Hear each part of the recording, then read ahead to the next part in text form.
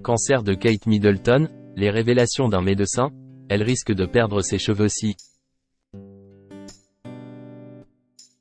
Une semaine après que la princesse de Galles a annoncé son cancer, les spéculations vont bon train concernant le traitement dont elle bénéficie, ainsi que sur l'éventuelle apparition de symptômes en découlant.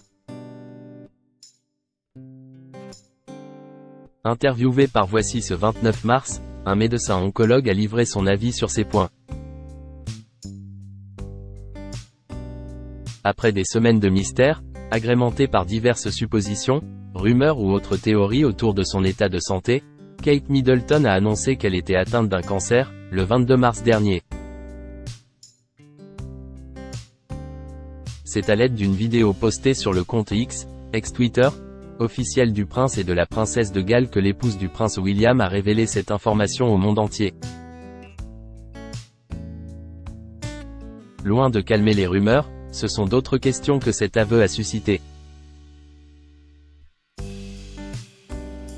De nombreuses personnes s'interrogent par exemple sur la nature du cancer dont souffre la belle-fille du roi d'Angleterre. Interviewé par Voici, David Kayat, un médecin oncologue, a livré son avis sur le sujet. Il a également dévoilé l'éventuel traitement dont pourrait bénéficier Kate Middleton, ainsi que les possibles effets secondaires de ce dernier. Il a notamment précisé que sans avoir la possibilité d'accéder au dossier médical de la patiente, il était compliqué d'en savoir plus sur la pathologie exacte dont elle est atteinte.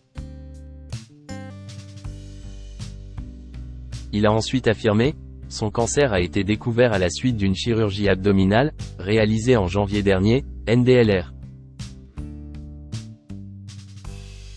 Or, il n'y a que deux types de cancers que l'on peut découvrir de cette manière, le cancer du côlon et le cancer des ovaires.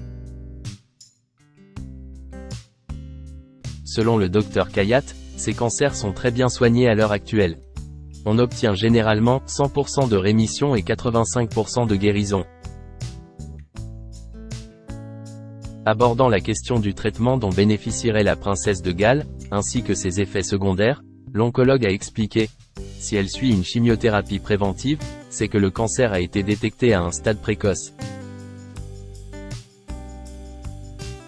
C'est plutôt positif. Alors bien sûr, elle risque de perdre ses cheveux en cas de cancer des ovaires, mais a priori, en 6 mois de chimiothérapie, sans immunothérapie, ni hormonothérapie, elle a toutes les chances de se rétablir.